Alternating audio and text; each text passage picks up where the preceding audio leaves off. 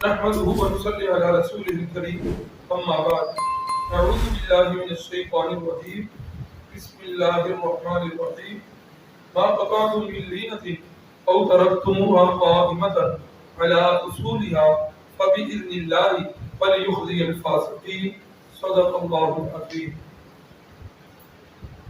کل اور پرسوں میں آپ حضرات نے سنا غزوہ احد والا واقعہ. غزوہ احد میں جو کچھ ہوا وہ آپ حضرات نے سنا. جس وقت اتنے سے ابا شہید ہو گئے اور اس کے بعد کافر جو ہیں یہ حضرت جو اس وقت تک مسلمان نہیں ہوئے تھے ابو سفیان ان کی عمارت میں واپس مکہ کی طرف چلے گئے. مقام روحا تک جس وقت پہنچے نا انہیں اس وقت احساس ہوا ہم نے تو واپس آنے میں بڑی جلدی کی. ادھر جا کر مکے میں لوگوں کو کیا کہیں کہ ہم فتح پا کے آئے ہیں, مسلمانوں کو شکست ہو گئی ہے. وہ پھر پوچھیں گے کوئی مسلمان بچا تو نہیں. شکست تو یہی ہوتی ہے کہ وہ سارے ختم ہو گئے, جبکہ مسلمان تو ڈھیر ساری تعداد میں بچے ہیں, صرف 70 شہید ہوئے. ہمیں تو واپس اتنی جلدی نہیں آنا چاہیے. ادھر بھی مسلمانوں کا کام تمام کرنا چاہیے تھا, پھر ان کا پیچھا کر کے مدینے پر ہمیں چڑھائی کرنی چاہیے تھی. یہ ہم نے کیا کر دیا. وہاں جا کے وہ کچھ رکا. اب ساتھیوں کی جو حالت تھی وہ تو تھی, اب واپس نہیں آ سکتا تھا. اس نے کیا کیا, ایک قافلہ ادھر سے مدینے کی طرف اٹھا رہا. اس قافلے والوں کو کچھ دیے پیسے, کہا کہ جب تم ادھر مدینے جاؤ نا تو جا کے وہاں بتانا کہ قریش جو ہے وہ اکٹھے ہیں اور وہ چڑھائی کرنا چاہتے ہیں اور وہ بڑا تیاری کر کے دم لے کے وہ بڑا سخت حملہ کرنا چاہتے ہیں. اللہ اکبر. وہ لوگ جس وقت ادھر مدینہ میں آئے تو مدینہ میں پہنچ کر انہوں نے وہ بات مشہور کی کہ رستے کے اندر ہم نے دیکھا ہے کفار جو ہے وہ تازہ دم قریش تازہ دم ہو رہے ہیں اور وہ ہٹ کر حملہ کریں گے مدینہ پر, اور وہ کہہ رہے ہیں کہ ہم نے مسلمانوں کا نام و نشان مٹا کے جانا. نبی پاک صلی اللہ علیہ وسلم نے جب یہ بات سنی تو صحابہ سے فرمایا ہاں بھائی کیا خیال ہے تمہارا. اب صحابہ کی جو حالت آپ نے سنی, جو 70 کے قریب شہید ہوئے وہ تو ہوئے, ان شہداء کا صدمہ اور غم یہ الگ ہے. اور جتنے صحابہ زخمی ہوئے اب ان سب کو وہ زخم بھول گئے, وہ غم جو ہے وہ بھول گئے. سارے صحابہ چاق و چوبند ہو کے رسول اللہ صلی اللہ علیہ وسلم کے پاس آ گئے اور پاس آ کے انہوں نے کہا یا رسول اللہ حکم کیجئے ادھر رہ کے دفاع کرنا ہے یا پیچھے چلنا ہے. اندازہ کر لیجئے صحابہ کا جذبہ ایمانی. اللہ نے فرمایا الذین قال لهم الناس ان الناس قد جمعوا لكم فاخشوهم. فرمایا یہ لوگ صحابہ کرام جب لوگوں نے اوپر سے آ کر انہیں کہا قد جمعوا لكم, وہ قریش جو ہے پھر اکٹھے ہو رہے ہیں تمہارے اوپر حملہ کرنے کے لیے, فاخشوهم, اور مدینے والوں ان سے ڈر جاؤ. ادھر حالت کیا ہونی چاہیے تھی, زخمی تھے, شہداء کے وارث تھے, تھکے ہارے تھے, ڈرنا چاہیے تھا, لیکن حالت کیا ہوئی فزادہم ایمانا. یہ ان سے ڈرے نہیں, یہ ان سے ڈرے نہیں, دلی کیفیت یہ کہ ان کا ایمان اور بڑھا, اور زبانی کیفیت یہ قالوا حسبنا اللہ ونعم الوکیل, اور کہنے لگے ہمارے لیے اللہ ہی کافی, ہمارے لیے اللہ ہی کافی ہے. ونعم الوکیل, اور ہمارا وہ بہترین کارساز ہے, ہمارے سارے کام کرنے والا وہ ایک اللہ ہے. جن حضرات نے حضرت پیر و مرشد سید عنایت اللہ شاہ صاحب بخاری اللہ ان کی قبر کو منور فرمائے, جن حضرات نے ان سے بیعت کی ہے, شاید انہیں یاد ہوگا اگر کوئی مجمع میں ساتھی ہے, حضرت شاہ کی بیعت کے بعد وظائف بتایا کرتے تھے. تو رات کو کرنے والے وظائف کہ 100 مرتبہ جو ہے درود شریف پڑھنا ہے, 100 مرتبہ جو ہے وہ چوتھا کلمہ پڑھنا ہے, 100 مرتبہ استغفار پڑھنا ہے. یہ تو فرماتے تھے کہ رات والے وظائف ہیں, اور فرمایا کرتے تھے کہ باقی ہر وقت چلتے پھرتے زبان پر یہ کلمہ جو ہے رکھنا ہے حسبنا اللہ ونعم الوکیل لا حول ولا قوة الا باللہ. بڑے مزے لے لے کے نا صحابہ کرام کا یہ واقعہ بھی سنایا کرتے اور بڑا پیارا انداز ہوتا ان کا جب یہ وظیفہ بتایا کرتے تھے حسبنا اللہ ونعم الوکیل لا حول ولا قوت الا باللہ. اور ساتھ پھر یہ بھی جملہ کہتے تھے کام کاج میں لگے ہوئے ہو، دفتر میں بیٹھے ہو، موٹر سائیکل پہ ہو، سواری پہ ہو، ہاتھ کار وال تجلی یار وال، آپ تمہارے کاموں کی طرف لگے ہوئے ہوں اور دل جو ہے کوئی یاد الہی میں لگا ہوا ہو، اس لیے چلتے پھرتے اس وظیفے کو پڑھنا چاہیے. اور میں نے کہیں پڑھا 450 بیماریاں جو ہیں اور 450 پریشانیوں کا حل اللہ نے اس ایک وظیفے میں رکھا. حسبنا اللہ ونعم الوکیل. اور وہاں لکھا ہوا تھا کہ ان 450 میں سب سے چھوٹی بیماری جو ہے وہ قلب کی بیماری. اس لیے یہ جو ہے نا وظیفہ اس کو بالکل اپنے وظائف میں رکھنا چاہیے. اللہ تعالیٰ ہم سب کو عمل کی توفیق. اب یہ صحابہ جس وقت تیار ہو گئے چاقو چوبند ہو گئے تو ادھر کی باتیں ادھر کے سنسوں نے پہنچائی. انہیں پھر جرت نہیں ہوئی کہ وہ مدینے پہ آ کے حملہ کریں. وہ ادھر سے ادھر بات. ایک بات آخری جو اس غزوے سے متعلق رہ گئی. اب وہ صحابہ جو درے پہ تھے تقریباً تھوڑے سے بچے تھے نا، 10 تو شہید ہو گئے نا، باقی جو 40 نیچے آئے تھے مال غنیمت اکٹھا کرنے کے لیے. اب وہ صحابہ بڑے شرمندہ کہ ہماری غلطی کی وجہ سے کیا ہوا، یہ فتح جو ہے یہ شکست میں بدلی ہے اور ہم جو ہے اس کے اثر مجرم. اب وہ صحابہ دل میں شرمندہ ہیں اور اپنے رب سے معافیاں مانگ رہے ہیں. اب جس وقت کوئی بندہ سچے دل سے معافی مانگتا ہے اللہ کی رحمت شامل حال ہوتی ہے. اللہ رب العزت نے قرآن مجید کے اندر اپنے محبوب سے مخاطب ہو کے فرمایا وَلَقَدْ عَفَا اللَّهُ عَنْكُمْ.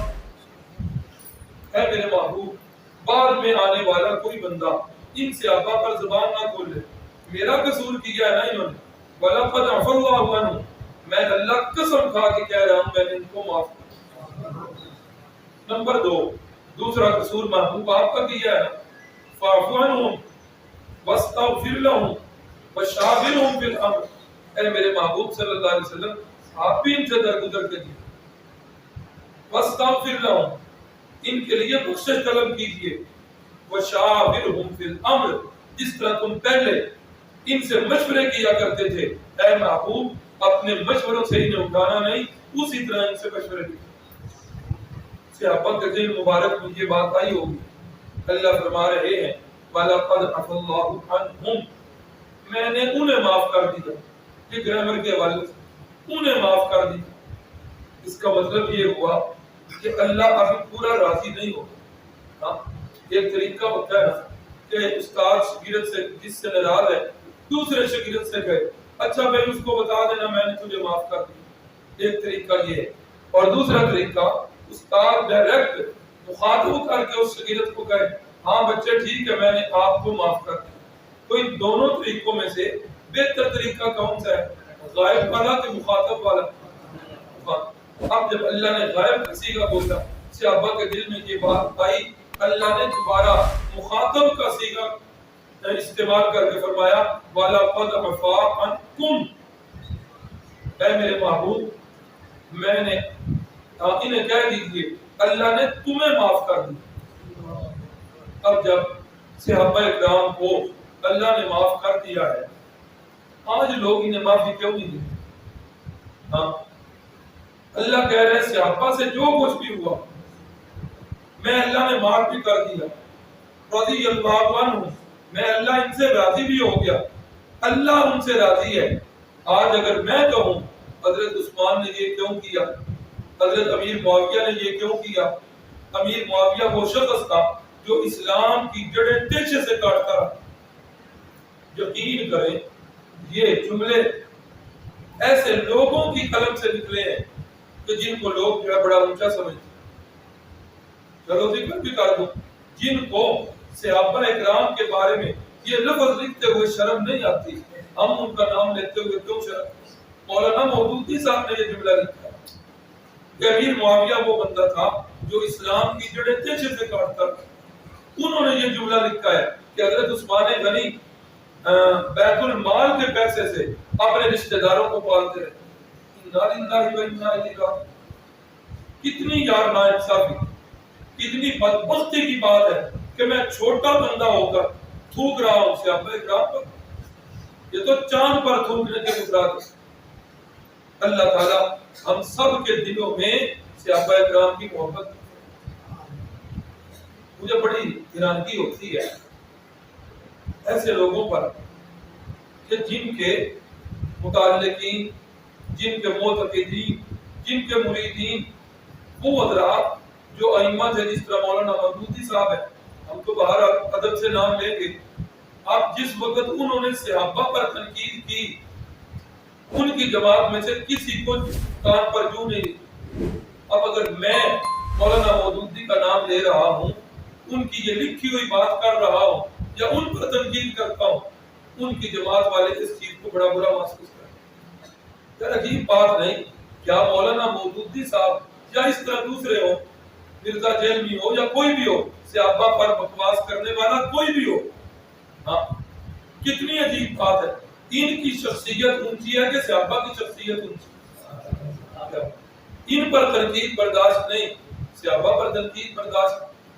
میرے استاد تھے، اللہ ان کے علم و عمل میں برکت دے، مولانا لیاقت صاحب فرماتے ہیں کہ ایک دفعہ میں نے حضرت کا حوالہ دے دیا کہ مولانا صاحب نے یہ لکھا ہے کہ عائشہ اور حفصہ زبان دراز عورتیں تھیں، نعوذ باللہ۔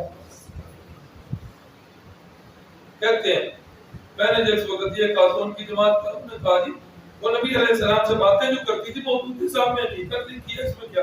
یعنی بجائے اس کے کہ بندہ یہ کہے کہ انہوں نے لکھا ہے تو ہم اس سے بری ہیں، انہوں نے لکھا ہے وہ جانے تو اللہ جانے، بندہ بری ہو جائے، لیکن وہ لوگ دفاع کرتے ہیں۔ استاد فرماتے ہیں میں نے کچھ دیر کے بعد وہ درس میں نے کہا کہ حضرت کی بیوی جو ہے بڑی زبان دراز تھی، وہ بندہ جو ہے گرم ہو کہنے لگا کہ آپ نے مولانا کی بیوی پر تنقید کی ہے، آپ کیا جانتے ہیں؟ کہتے ہیں پھر میرا بھی پارا چڑھا، مجھے نہ برداشت ہوا۔ میں نے کہا خبیث انسان، کیا ان کی بیوی ازواج مطہرات سے اونچی ہے؟ ادھر تنقید ہو تو تمہاری لگے اہمیت پھڑکتی ہے، اور وہ ازواج مطہرات کو اور صحابہ اکرام کو جو مرضی کرتے ہیں۔ انا للہ و انا الیہ راجعون۔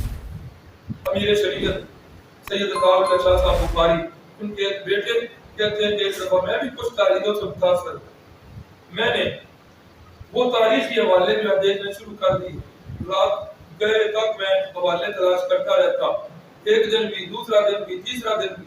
کہتے ہیں ایک دن ابا جی حضرت امیر شریعت وہ آئے، انہوں نے کہا کہ بیٹی جی کیوں رات کو اتنا جاگتے ہو، کیا تحقیق کر رہے؟ میں نے کہا ابا جی کچھ نہیں، میں نے ٹال مٹول کیا۔ ابا جی آئے، انہوں نے میرے ٹیبل پر دیکھا کہ تاریخ کی کتابیں پڑھی ہوئی ہیں، اور وہ جو صحابہ کے اختلافات والی بحثیں ہیں میں نے وہ نکالی ہوئی ہیں اور میں ان کا مطالعہ کر رہا ہوں۔ ابا جی نے مجھے پکڑا اور کہا سنو کان کھول کے ایک بات، اور یہ امیر شریعت کی بات آپ کو بتا رہا۔ فرماتے ہیں ان کے بیٹے کہ ابا جی نے مجھے فرمایا کہ بیٹے کان کھول کے سن لو، صحابہ تاریخی شخصیات نہیں ہیں، صحابہ تاریخی شخصیات نہیں ہیں، صحابہ قرآنی شخصیات۔ صحابہ کو تلاش کرنا ہے، تاریخ کے اوراق میں نہ دیکھو، صحابہ کی شخصیت کو پڑھنا ہے، قرآن کے اوراق کو دیکھو۔ اولئک هم المؤمنون حقا، اولئک هم المفلحون، اولئک هم المتقون، اولئک هم الصادقون، اولئک حزب اللہ۔ اور لوگوں یہ اللہ کی جماعت ہے۔ اللہ اکبر، اللہ اکبر۔ تو حضرت امیر شریعت کے بیٹے فرماتے ہیں کہ ابا جی نے یہ جملہ جب کہا کہ صحابہ تاریخی شخصیات نہیں، صحابہ قرآنی شخصیات ہیں، میں نے ساری کتابوں کو پکڑا اور ریک میں رکھ دیا، ابا جی کی بات نہیں سمجھ گیا۔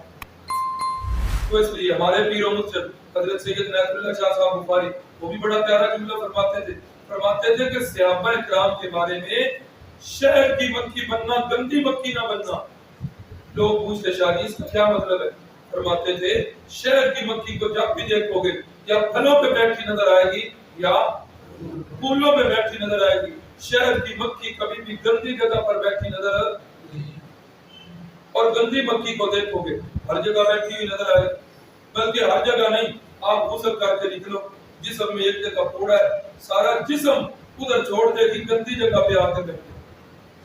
حضرت شاہ جی فرمایا کرتے تھے صحابہ کے بارے میں شہد کی مکھی بننا، یعنی جب بھی صحابہ کی سیرت کا مطالعہ کرنا ہو تو پھلوں اور پھولوں کی طرح قرآن کے خوشبودار اوراق کو پڑھنا، صحابہ کی سیرت سمجھ آتی ہے۔ گندی مکھی نہ بننا، تاریخ کے اوراق پہ نہ جانا۔ تاریخ کوئی ایتھنٹک چیز ہی نہیں ہے، تاریخ معتبر ہی نہیں ہے۔ میں نے لکھ دیا وہ تاریخ بن گئی، آپ نے لکھ دیا وہ تاریخ بن گئی۔ ایک جو ہے برسر اقتدار ہے، انہوں نے لکھی، انہوں نے دوسروں پر جو ہے وہ سارا کیچڑ اچھال دیا، پھر وہ حزب اختلاف والے حزب اقتدار میں آئے، انہوں نے ادھر کیچڑ اچھال دیا، یہی تاریخ کا حصہ بن۔ انسانوں کی لکھی ہوئی چیز اس پر اعتماد کر کے آج ہم کیا کر رہے ہیں؟ صحابہ پر تنقید کر رہے ہیں۔ تو اللہ کی کتاب سے ہم کیوں نہیں رہنمائی؟ دعا کرو اللہ تعالیٰ صحابہ کرام کی محبت ہمارے دلوں میں پختہ کرے۔ اور یہ بات میں کیوں کہہ رہا ہوں؟ حدیث کا حوالہ ہے میرے پاس، حدیث بھی وہ غالباً آپ سب حضرات کو زبانی یاد ہوگی، تقریباً ہر مسجد میں جمعے والے خطبے کے اندر ہر خطیب کو حدیث پڑھتے ہیں۔ آپ نے فرمایا من احبہم فبحبی احبہم، جو میرے صحابہ سے محبت کرے گا وہ در حقیقت میں محمد رسول اللہ سے محبت کرے گا۔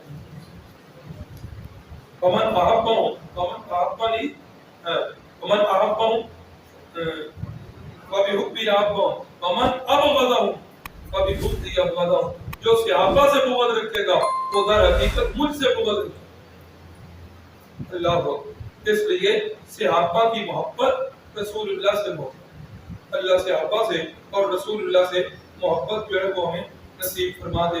تو جن کا قصور ہوا، یا اللہ کا قصور غزوہ احد میں یا رسول اللہ کا، ان دونوں نے معاف کر دیا، لیکن ہم کتنے بدبخت اور بد نصیب ہیں کہ ہم آج تک بھی انہیں معاف کرنے کے لیے تیار نہیں۔ 4 ہجری کے واقعات، غزوہ احد کے اندر وہ برائے نام فتح سی ہو گئی، لیکن غزوہ بدر والا اثر ہم ابھی تک بھول نہیں گئے۔ اب مختلف ہیلے بہانے کر کے چھوٹی چھوٹی لڑائیاں، کبھی کوئی شوشہ چھوڑ دیا کبھی کوئی شوشہ چھوڑ دیا، تو یہ محرم کے 4 ہجری میں یکم محرم کو ہی یہ 2 بندے جو تھے انہوں نے ارادہ کیا مدینہ پر حملے کا۔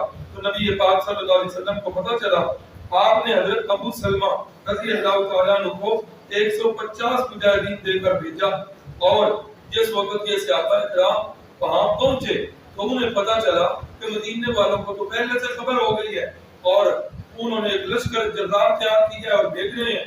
یہ ابتدائی دستہ آیا 150 بندوں کا، وہ تو اپنا سامان چھوڑ کے بھاگ گئے، اور صحابہ کرام نے ان کا وہ سارا سامان لوٹا سمیٹا اور سمیٹ کر نبی پاک صلی اللہ علیہ وسلم کے پاس حاضر ہو گئے۔ اللہ اکبر۔ دوسرے نمبر پر حادثہ ہے رجی لکھا ہوا۔ ایک اور درمیان میں چھوٹا سا سریہ پیش آیا، سریہ عبداللہ ابن انیس، حضرت خالد بن ابن سفیان، اس نے خالد ابن سفیان حضلی نے مدینے پر چڑھائی کا ارادہ کیا، تو آپ نے حضرت عبداللہ کو بھیجا اور حضرت عبداللہ نے انہیں قتل کیا۔ تو جس وقت قتل کر کے ڈھیر سارا مال غنیمت لے کے آئے، رسول اللہ کے قدموں میں نچھاور کیا، تو رحمت کائنات صلی اللہ علیہ وسلم نے انعام کے اندر اپنا عصا دی اور فرمایا یہ عصا آپ دیکھتے ہوئے انشاءاللہ قیامت والے دن جنت میں بھی جاؤ۔ انہوں نے پھر وہ عصا سنبھال کے رکھا اور مرتے وقت وصیت کی کہ جب میں تدفین ہو جائے تو یہ عصا قبر کے اندر میرے پاس رکھ۔ اس کے بعد حادثہ رجی لکھا ہوا ہے۔ 2 قبیلے تھے، ازل اور کارا، ان کے چند افراد جو ہیں بارگاہ رسالت امام صلی اللہ علیہ وسلم میں پہنچے کہ ہمارا قبیلے والے مسلمان ہونا چاہتے ہیں، آپ ایسا کریں کہ کچھ صحابہ بھیج دیں، وہ جا کر انہیں اسلام کی تبلیغ کریں۔ نبی پاک صلی اللہ علیہ وسلم نے حضرت عاصم ابن ثابت کے ساتھ 10 صحابہ کرام کو بھیجا۔ اب جس وقت وہ مدینہ سے کافی دور پہنچے، اپنے قبیلوں کے قریب پہنچ گئے، تو اس وقت ان کی نیت خراب تھی۔ جب وہ پوزیشن لینے لگے تو یہ 10 صحابہ کرام جو ہے انہیں پتہ چل گیا کہ جلدی جلدی ایک ٹیلے پر چڑھ۔ اب جس وقت یہ ٹیلے پر چڑھے وہ نیچے سے تیر برسانے لگے، انہوں نے اوپر سے پتھر مارنے شروع کر دیا۔ اب ان لوگوں نے کفار نے دیکھا کہ یہ اس طرح تو شہید نہیں ہوں گے، اس طرح تو نہیں پکڑے جائیں گے۔ انہوں نے کہا اچھا بھائی ایسا کرو، کتنی تو دیر تک اوپر رہو گے، نیچے آ جاؤ، ہم تمہیں امان دیتے ہیں اور ہم تمہیں کچھ بھی نہیں کہیں۔ اس قافلے کے امیر تھے حضرت قاسم ابن ثابت رضی اللہ تعالیٰ عنہ۔ حضرت قاسم ابن ثابت بولے کہ میں کسی کافر کی پناہ میں نہیں آتا، وہ لڑتے لڑتے 6 شخص کو سمیت شہید۔ باقی کتنے بچ گئے جی؟ جس وقت موت کا وقت قریب آیا تو انہوں نے ایک جملہ فرمایا، کہنے لگے اللہم اخبر عنا رسولک، اے اللہ ہماری یہ خبر اپنے محبوب تک پہنچا۔ اے اللہ، اللہ کے نبی نے ہمیں اور کام کے لیے بھیجا تھا، ان ظالموں نے غداری کی ہے، اس جگہ پر اللہ کے نبی ہمیں دیکھ نہیں رہے، اس لیے اے اللہ تو کیا کر ہماری یہ خبر ہمارے محبوب تک پہنچا۔ حضرت قاسم جو ہے نا، انہوں نے احد کی جنگ کے اندر کسی کافر کو قتل کیا ہوا تھا اور وہ بہت بڑا کافر تھا۔ اس کے بیٹوں نے کہا کہ ہم نے اپنے باپ کے قاتل سے بدلہ لے۔ انہوں نے منت مانی ہوئی تھی کہ اس قاسم کو قتل کر کے، اس کے سر کو اتار کے، اس کی کھوپڑی کو اندر سے خالی کر کے، اس کی کھوپڑی بنا کے ہم نے اس کے اندر شراب پینی ہے، تب ہمارے باپ کا جو ہے نا بدلہ پورا۔ اب انہوں نے کیا کیا، کچھ لوگوں کو پیسے دے کر بھیجا کہ پتہ چلا ہے کہ قاسم جو ہے ہمارے بندوں نے اس کو قتل کر دیا ہے، جاؤ جا کے اس کی لاش کو لے کر آ جاؤ۔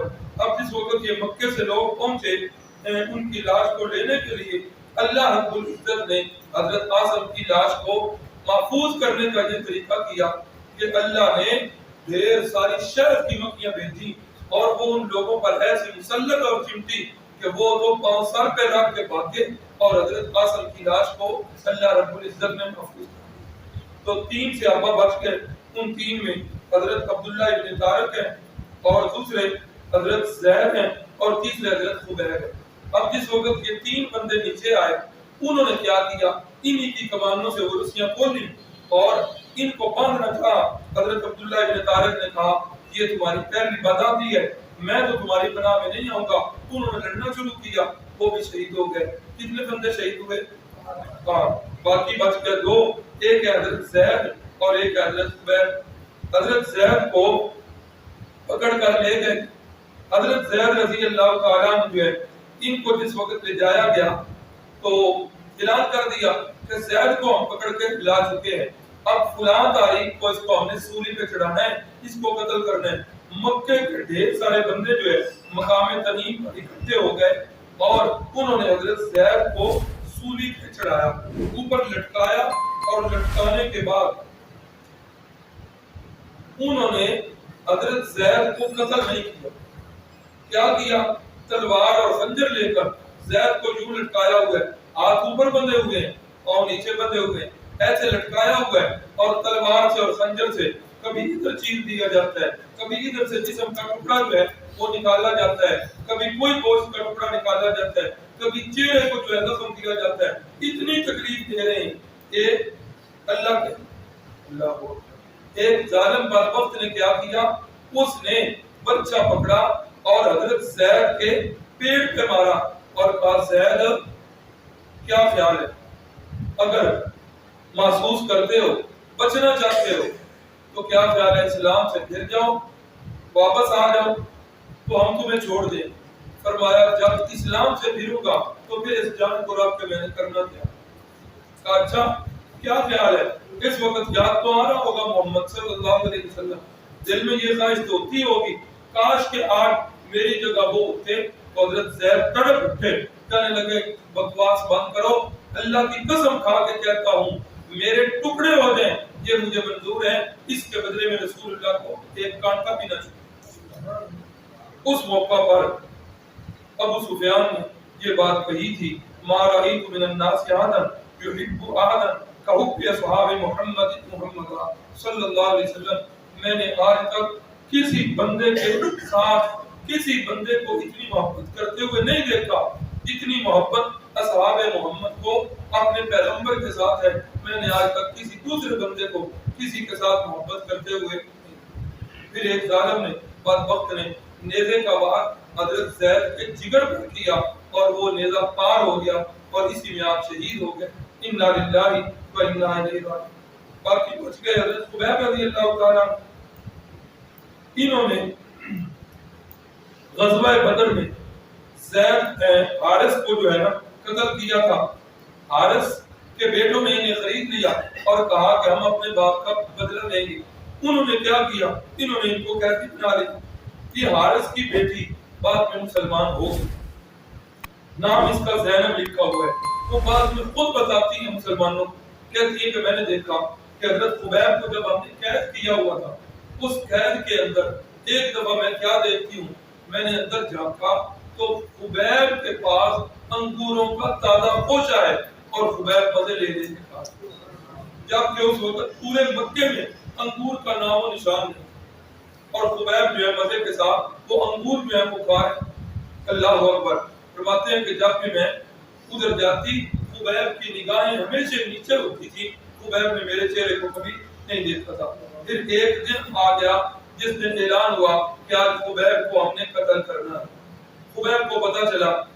یہ حضرت زینب فرماتی ہیں حارث کی بیٹی کہ خبیب نے کہا کہ مجھے جو ہے آج اس طرح دے دو، میں نے اپنے جسم کے بال صاف کرنے. کہتی ہے گھر میں کوئی اور نہیں تھا، مجھ سے مانگا، میں نے اس طرح دے دیا. کہتی ہے میں تو انہیں اس طرح دے کے اپنے گھر کے کام کاج میں لگ گئی. میں کیا دیکھتی ہوں، میرا چھوٹا سا بچہ جو ہے چلتا چلتا حضرت خبیب کے پاس پہنچا اور حضرت خبیب نے انہیں اپنی گود میں بٹھا لیا. جب میں نے بچے کو سنبھالا تو دیکھا کہ وہ تو خبیب کی گود میں ایک ہاتھ میں بچہ ہے اور دوسرے ہاتھ میں اس طرح. کہتی ہے میں چونکہ ماں تھی میں تو گھبرائی، کیا اس کو خبیب نے قتل ہونا ہے اور خبیب جو ہے اب میرے بچے کو قتل کرے گا. اللہ اکبر. میری گھبراہٹ دیکھ کر خبیب بولے اس لیے پریشان ہو گئی ہو کہ تیرا بیٹا میرے ہاتھ میں ہے اور تیری سوچ یہ ہے کہ میں اسے کوئی نقصان دوں گا. سنو، ہم غلامان محمد صلی اللہ علیہ وسلم، ہمارے نبی نے ہمیں یہ تعلیم دی ہے کہ ہم کسی بچے پر بھی حملہ نہیں کرتے، کسی عورت پر بھی حملہ نہیں کرتے، کسی بوڑھے پر بھی حملہ نہیں کرتے. یہ لو اپنا بچہ لے جاؤ، مجھے پتہ ہے جو کچھ ہونا ہے لیکن میں اپنے محبوب کی تعلیم کا پابند ہوں. حضرت زینب کہتی ہے، اللہ کی قسم کھا کے کہتی ہے کہ حضرت خبیب سے نہ پہلے میں نے کوئی ایسا قیدی دیکھا نہ بعد میں ایسا کوئی قیدی دیکھا. جس وقت قید سے نکالنا تو اس وقت جس جگہ قتل کرنا تھا وہاں لے کے آئے. پوچھا لوگوں نے خبیب بتاؤ کوئی آخری خواہش ہے؟ کہا ہاں ایک خواہش ہے کہ مجھے 2 رکعت نماز نفل. انہوں نے کہا ٹھیک ہے ہمیں کیا ہے آپ پڑھ لو. تو حدیث میں لکھا ہے کہ یہ سب سے پہلا بندہ ہے جس نے اپنی موت کا پتہ چل گیا کہ میری موت کا وقت آ گیا ہے تو اس نے 2 رکعت نماز نفل موت سے پہلے پڑھے. اس کے بعد تو یہ مجاہدین میں سلسلہ چل پڑا کہ وہ اپنی شہادت سے پہلے انہیں پتہ لگ جاتا تو شہادت سے پہلے یہ کام کرتے. تو اس کے سب سے پہلے جو ہے نا قربانی حضرت خبیب ہے. 2 رکعت نماز نفل پڑھے اور ہلکی دونوں رکعتیں پڑھی اور سلام پھیر کے کہتے تھے کہ دل تو یہ کر رہا تھا کہ یہ رکعتیں جتنی لمبی ہو جائیں جتنا مزہ اس نماز میں آ رہا تھا اس سے پہلے کبھی نہیں آیا، لیکن اس ڈر سے لمبی نہیں کی کہ کہیں تم یہ نہ سمجھ لو کہ محمد صلی اللہ علیہ وسلم کا غلام موت سے ڈر کے نماز پڑھ لوں. اللہ اکبر. تو جس وقت کافر انہیں قتل کرنے لگے انہوں نے اس وقت شعر پڑھے جن میں آخری شعر اس طرح تھے لست بالغین اقتل مسلما الا ای شق کان للہ مسجد. کہ جس وقت آپ نے مجھے قتل کرنا ہے مجھے کوئی غرض نہیں کہ میں دائیں کروٹ پہ گروں بائیں کروٹ پہ گروں آگے گروں یا پیچھے گروں، کوئی غرض نہیں. جس وقت آپ میرے ٹکڑے بھی کر دیں گے اللہ کی بارگاہ میں کامیاب ہو جاؤں گا، اللہ میرے ٹکڑوں کے اندر برکت ڈال. اور اس وقت حضرت خبیب بھی یہ بات کر رہے ہیں اللہم انا قد بلغنا رسالت رسول، اے اللہ ہم نے تیرے محبوب کے پیغام دنیا والوں کو پہنچا دیے. اے اللہ فبلغوا یسنع بنا، اے اللہ میری یہ خبر کہ میرے ساتھ یہ لوگ کیا کر رہے ہیں اللہ میری یہ خبر بھی اپنے محبوب تک پہنچا. تو ان ظالموں نے پھر حضرت خبیب رضی اللہ تعالیٰ عنہ کو شہید کر دیا. جس وقت انہیں شہید کیا گیا ان کی لاش جو ہے وہ لٹک گئی. کئی دن ہو گئے، نبی پاک صلی اللہ علیہ وسلم تک اللہ رب العزت نے بدریہ جبریل امین کی خبر پہنچا دی۔ نبی علیہ السلام نے فرمایا ہاں بھائی خبیب کی لاش لٹکی ہوئی ہے، شاید وہ خبیب کی لاش سے بے وقوفی نہ کرے۔ ہے کوئی بندہ جو خبیب کی ادھر سے لاش لے گیا اور خبیب کی لاش کو لٹکا کے؟ ایسے نہیں، تقریباً 40 کے قریب بندے جو ہیں وہ ان کے پہرے پر ہیں۔ ادھر سے دو صحابہ کرام جو ہیں انہوں نے کہا یا رسول اللہ ہم یہ کام کریں گے، ایک حضرت زبیر تھے اور ایک حضرت مقداد تھے، انہوں نے کہا کہ ہم یہ کام کریں گے، ہم ان کی لاش بڑے چھپتے چھپاتے سارا دن چھپتے رہتے اور یہ رات کو سفر کرتے کرتے جس وقت اس جگہ پہنچے تقریباً 30 دن سے زیادہ عرصہ گزر چکا تھا۔ جس وقت وہ پہرے والے رات کو اندھیرا ہوا، انہوں نے حضرت خبیب کی لاش کو اوپر سے اتارا اور یہ لے کر فرماتے ہیں کہ بالکل ترو تازہ لاش تھی، اللہ رب العزت نے اس کے اندر کوئی تبدیلی نہیں کی تھی۔ جس وقت آپ لاش لے کر چل پڑے، صبح جس وقت روشنی ہوئی انہوں نے دیکھا کہ خبیب کی لاش کوئی ادھر ہے نہیں۔ انہوں نے پھر 70 کے قریب سوار جو ہیں انہوں نے ہمارا پیچھا کیا، جب ہم نے دیکھا کہ یہ تو بالکل سر پہ پہنچنے والے ہیں، پکڑ لیں گے۔ وہ فرماتے ہیں حضرت زبیر اور حضرت مقداد فرماتے ہیں ہم نے حضرت خبیب کی لاش کو زمین پر رکھا، زمین جو ہے وہ کھلی، اس نے حضرت کی لاش کو اپنے اندر رکھا۔ اب اتنی دیر میں کفار جو ہے پہنچ گئے، انہوں نے کہا ہاں بھائی لاش کدھر ہے خبیب کی؟ ہم نے کہا آپ دیکھ رہے ہو ہمارے پاس کوئی لاش ہے ہی کوئی، لڑنا ہے تو ہم تیار ہیں اس کے لیے۔ تو انہوں نے کہا کہ اب ان کے ساتھ کیا لڑنا ہے، چونکہ لاش ہے نہیں، اور جگہ تلاش کرتے ہیں۔ تو حضرت خبیب رضی اللہ تعالیٰ عنہ کی لاش کو زمین پر انہوں نے رکھا، اللہ رب العزت نے زمین کو حکم دیا، اس نے اپنے اندر دفن کر دیا۔ یہ دونوں صحابہ جب مدینہ پہنچ کر اپنی کارگزاری سنا رہے ہیں، اتنے میں جبریل امین آئے اور آ کر انہوں نے کہا یا رسول اللہ آپ کے ان دو جان بازوں نے آج جو کارنامہ سر انجام دیا ہے، آسمان پر فرشتے بھی ان پر فخر کرتے۔ اللہ اکبر۔ یہ حضرت خبیب کو جس وقت پھانسی دی جا رہی، مکہ کے ڈھیر سارے لوگ تھے، ان لوگوں کے اندر، ان کافروں کے اندر ایک آدمی ہے جس کا نام ہے سعید ابن عامر۔ یہ حضرت خبیب کی پھانسی کے وقت جو ہے یہ اس وقت موجود ہے کہ جتنی تکلیفیں دی جا رہی ہیں اور جو کچھ ان سے پوچھا جا رہا ہے، یہ سعید ابن عامر موجود ہے۔ بعد کے اندر یہ بندہ جو ہے یہ مسلمان ہو گیا اور حضرت فاروق اعظم رضی اللہ تعالیٰ عنہ نے پھر انہیں ہمس کا گورنر بنا کر جو ہے ادھر بھیج دیا۔ حضرت عمر رضی اللہ تعالیٰ عنہ جب دورے پہ گئے نا ہمس کے اندر، تو انہوں نے لوگوں سے پوچھا کہ یہ ہمس کا گورنر جو ہے اس کی کوئی شکایت ہے؟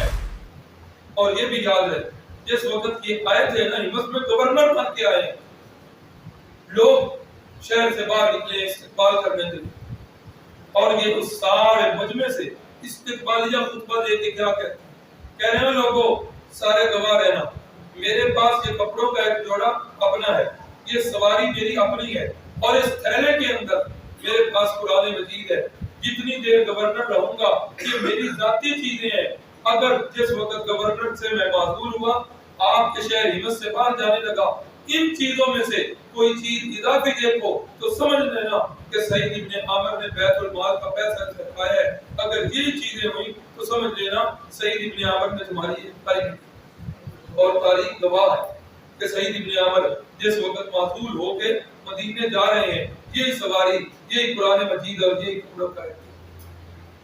تو حضرت عمر ہمس میں پہنچے، کہا کہ اس گورنر کے متعلق تمہیں کوئی شکایت؟ لوگوں نے کہا جی بالکل 3-4 شکایتیں ہیں۔ کہا کیا شکایت ہے؟ کہنے لگے کہ پہلی شکایت یہ ہے کہ یہ صبح کافی لیٹ جو ہے نا یہ باہر آتے ہیں، حالانکہ ہونا تو چاہیے کہ انہیں جلدی جلدی باہر آنا چاہیے، رعایا کے ساتھ انہیں جو ہے نا ان کی شکایات سننی چاہیے۔ پہلا اعتراض یہ ہے۔ کہا اور اعتراض، کہا دوسرا اعتراض یہ ہے کہ اگر کوئی بندہ ہمس کا ان کی رات کو دعوت کرے تو یہ اس کی دعوت کو قبول نہیں کرتے، ایسا تو نہیں کرنا چاہیے۔ تیسری شکایت، تیسری یہ ہے کہ مہینے کے اندر ایک دن اور رات یہ پورا دن اور رات اپنے گھر میں رہتے، باہر ہی نہیں، رعایا کی خبر ہی نہیں لیتے۔ کہا چوتھی شکایت، کہا چوتھی شکایت کوئی نہیں، لیکن بتا دیں کبھی کبھی ان پر غشی کا دورہ پڑتا ہے اور اس میں یہ بے ہوش ہوتے ہیں۔ حضرت فاروق اعظم نے حضرت سعید بن عامر کو بلا کر پوچھا ہاں جی یہ شکایات ہے؟ انہوں نے کہا کہ بالکل ٹھیک ان کی شکایات ہیں. پہلی بات یہ ہے کہ میں صبح کیوں لیٹ آتا ہوں؟ میری بیوی جو ہے بیمار ہے اور میری جیب کے اندر میری تنخواہ اور میرے پاس اتنے وسائل نہیں کہ میں کر رکھوں. خود ہی گھر کے اندر آٹا گوندتا ہوں, خود ہی روٹی پکاتا ہوں, خود بھی کھاتا ہوں, بیوی کو بھی اس سے کھلاتا ہوں, فارغ ہو کر آتا ہوں, اس لیے مجھے لیٹ. دوسری شکایت یہ ہے کہ رات کے وقت یہ دعوت قبول نہیں کرتے, نہ ہی کوئی بندہ آ جائے تو یہ رات کو اس سے ملاقات کرتے ہیں, اس کا جواب دیجیے. حضرت سعید بن عامر فرمانے لگے سارا دن تو میں ان کے پاس ہوتا ہوں, ان کے شکوے شکایتیں سنتا ہوں, ان کے مسائل میں حل کرتا ہوں, رات میں نے صرف اپنے مالک کے لیے رکھی ہوئی ہے. میں ہوتا ہوں اور رب ہوتے ہیں اور میں اپنے رب سے باتیں کرتا ہوں, اس لیے میں ان کی رات کو نہ ملاقات کرتا ہوں نہ ان کی دعوت کو قبول. تیسری شکایت کہ مدینے کے اندر ایک دن اور ایک رات سارا دن گھر میں ہی رہتے ہیں, باہر نکلتے نہیں. اس کی کیا وجہ ہے؟ کہا میرے پاس اپنا سوٹ ایک ہی ہے, مہینہ بھر جب پہنتا ہوں خراب ہو جاتا ہے, گندا ہو جاتا ہے.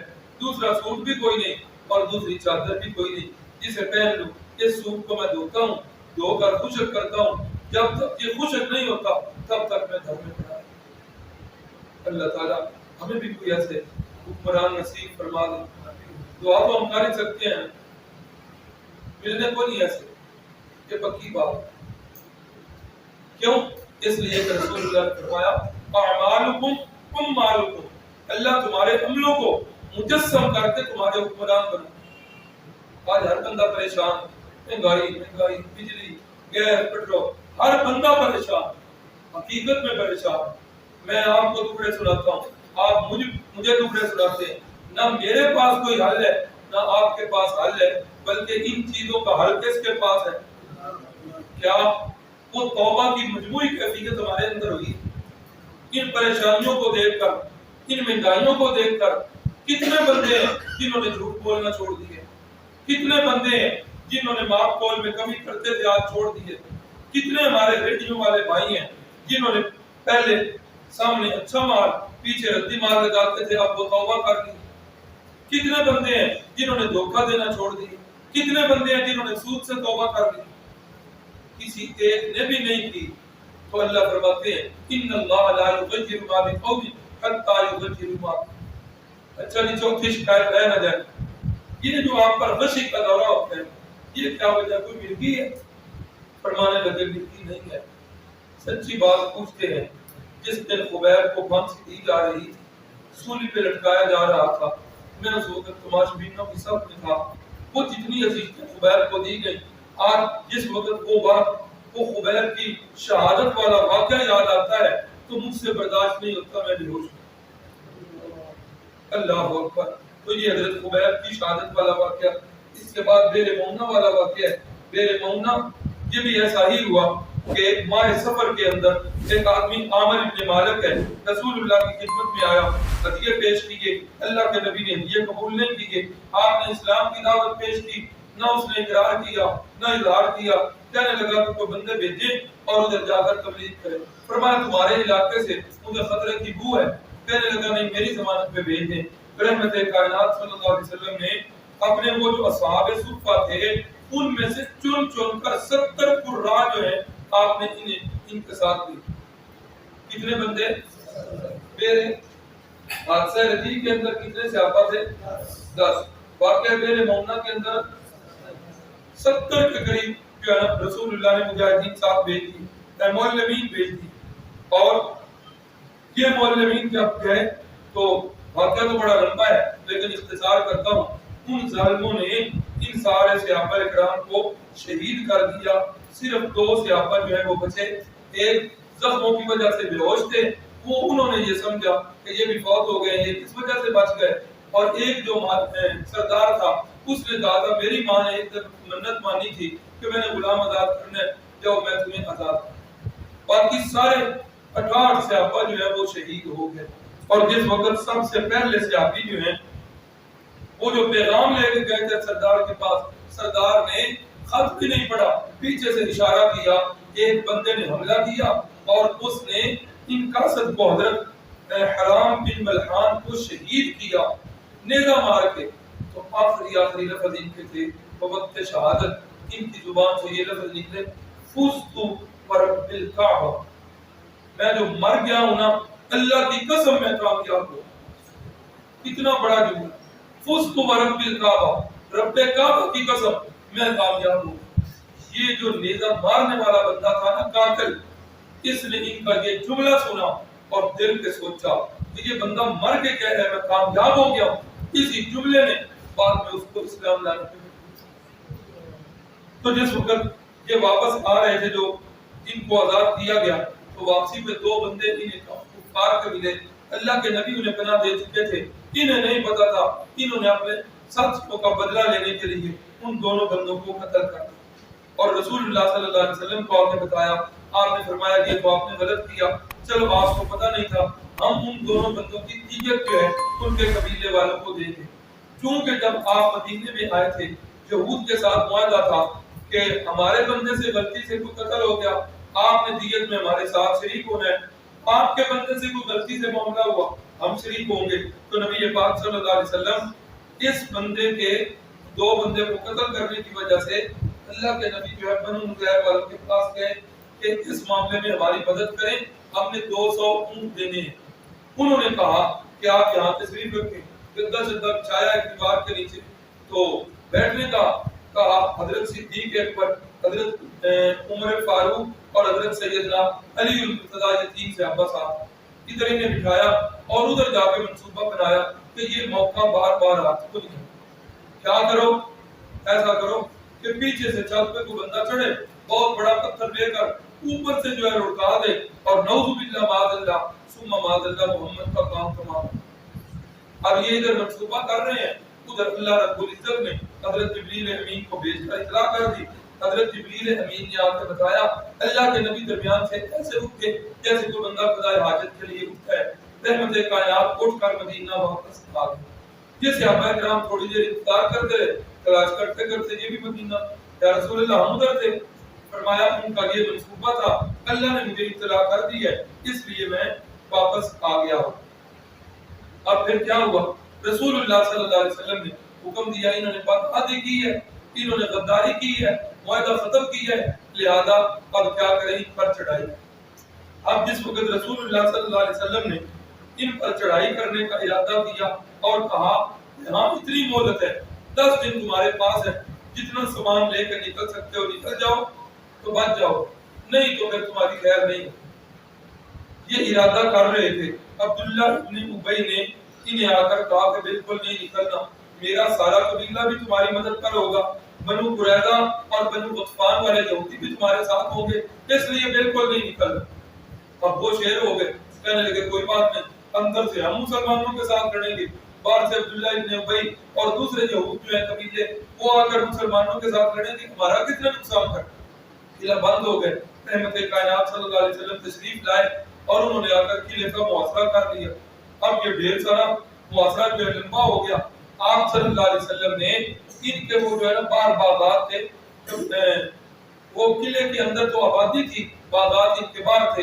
رحمت کائنات نے کچھ باغات کی کھجوریں کاٹی کہ کہیں یہاں پر یہودیوں کی کمی گاہیں نہ بنی ہوئی ہوں، چھپے ہوئے نہ ہوں، مسلمانوں کو نقصان نہ دیں، یا باہر سے قبیلے دوسرے آ کر نقصان نہ دیں.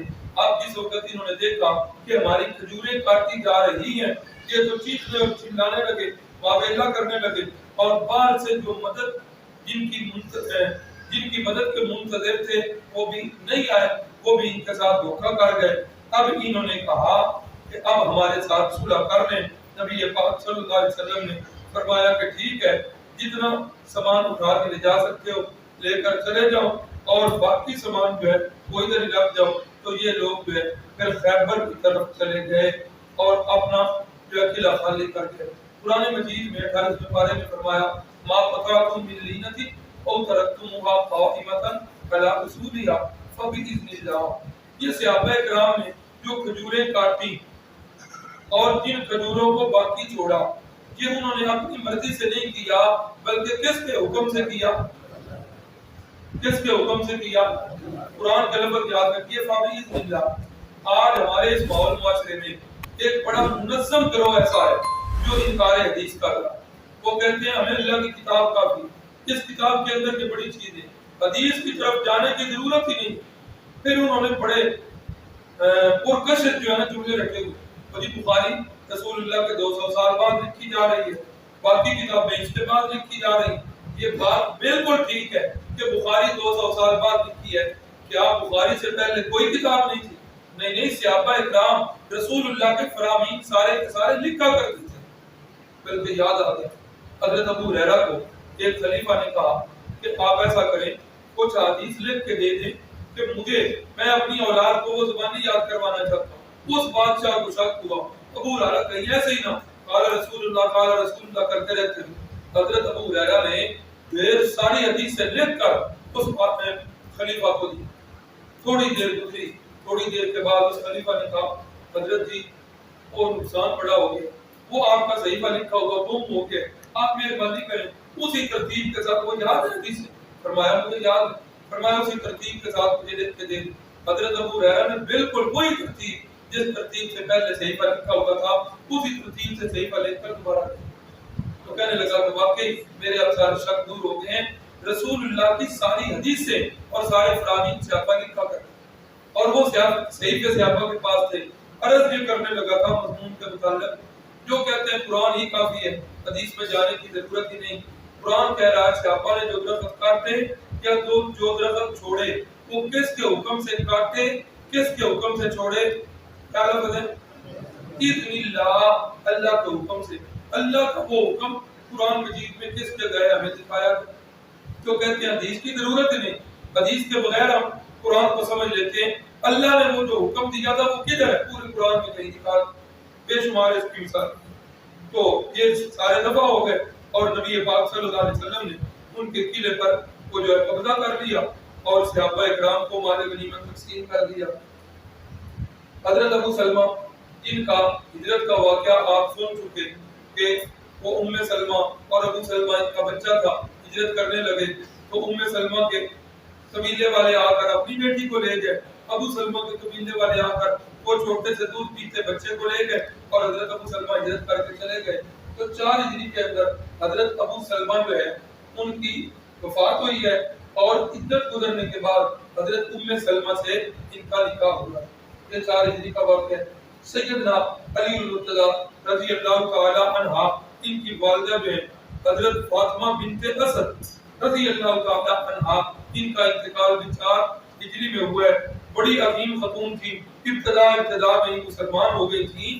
نبی پاک صلی اللہ علیہ وسلم کی والدہ ماجدہ کا انتقال کس عمر میں ہوا تھا؟ 6 سال کی عمر۔ اس خاتون میں رسول اللہ صلی اللہ علیہ وسلم کو حقیقتاً ماں کا پیار دیا اور ماں بن کے دکھایا۔ بوقت انتقال رسول اللہ نے اپنی قمیض مبارک انہیں بطور کفن پہنائی اور جس وقت قبر تیار ہو گئی تدفین کرنے لگے تو رسول اللہ صلی اللہ علیہ وسلم ان کی قبر کے اندر تھوڑی دیر خود لیٹ گئے اور تھوڑی دیر کے بعد لیٹ کر آپ پھر نکلے اور فرمایا اللہ اس بندی کو اجر دے، جب تک یہ زندہ رہی ہے اس نے بڑے خیر کے کام کیے ہیں۔ تو آپ صلی اللہ علیہ وسلم نے پھر اپنے دست مبارک کے ساتھ ان کی جو ہے وہ تدفین کی ہے۔ تو ان کی وفات جو ہے یہ 4 ہجری میں ہوئی ہے۔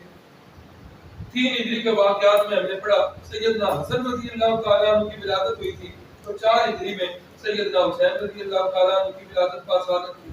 اسی میں حرمت شراب کا حکم کبھی حکم آتا، پہلے ہلکے پھلکے حکم آتے گئے کہ جب شراب کی حالت میں ہو، نشے کی حالت میں نماز کے قریب نہ جاؤ۔ بہت سارے صحابہ اکرام جو ہے ان کو پتہ چل گیا اللہ کو یہ شراب پسند نہیں، انہوں نے چھوڑ دی۔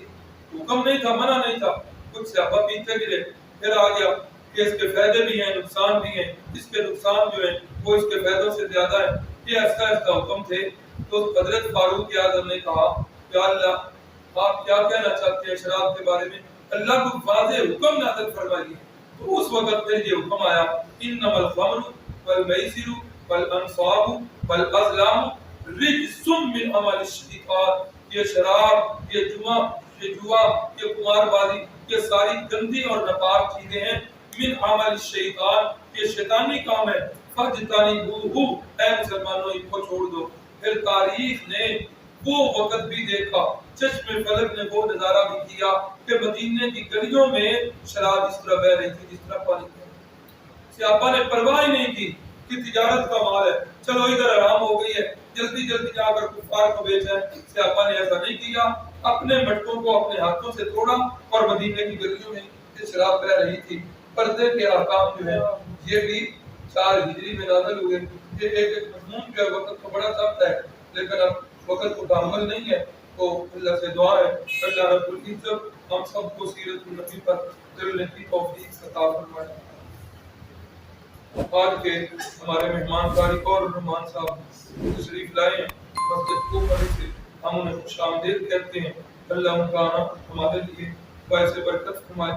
بھائی مشتاق احمد صاحب سیٹلائٹ ٹاؤن والے کافی دیر ادھر آتے رہے ہیں، تو ان بیچاروں کو جو ہے وہ مسئلہ بنا ہوا ہے، شاید آپ کو پتا، لیکن پرچی پہ لکھا ہے کہ کوئی اور مسئلہ بھی ہے، پریشانی ہے، ان کے لیے دعا کریں اللہ ان کی مشکل کو آسان کر دے۔ کوئی زکریا صاحب کی بیٹی نے پرچی بھیجی ہے کہ میرے ابو جی کے لیے دعا خاص کر کے کریں، بڑی پریشانی بنی ہے، جسم پر کوئی عجیب سی وہ الرجی ٹائپ بیماری ہے، اللہ تعالیٰ سے دعا ہے اللہ تعالیٰ ان کی اس بیماری کو بھی، اور بھی جتنی بہنوں نے دعا کے لیے کہا ہوا ہے، بیٹیوں نے کہا ہوا ہے، اللہ سب کی دعاؤں کو حاجات کو پورا فرمائے۔ الحمدللہ رب العالمین، اللہم صلی علی سیدنا و مولانا محمد النبی الامی وعلی آلہ وسلم، اللہم اکفنا بحلالک عن حرامک واغننا بفضلک عمن سواک۔ اے میرے مالک، جنہوں نے بھی دعا کی اپیل کی ہے، آج کی ہے یا اس سے پہلے کی ہے، اے اللہ تو ہر حق کی حاجت کو بخوبی جانتا ہے، اللہ تو علیم بذات الصدور ہے، اے اللہ تو سینوں کے دل بھی جانتا ہے، اے اللہ سب کی دلی مرادوں کو پورا فرما، سب کی مشکلوں کو آسان فرما، اے اللہ خیر کے ساتھ اس ہمارے کورس کو انجام تک پہنچا، اے اللہ ساتھیوں کو دعوت کا کام تیز کرنے کی ہمت اور توفیق عطا فرما۔ اے میرے مالک، ہمارا یہ بیٹھنا اپنی بارگاہ میں قبول فرما۔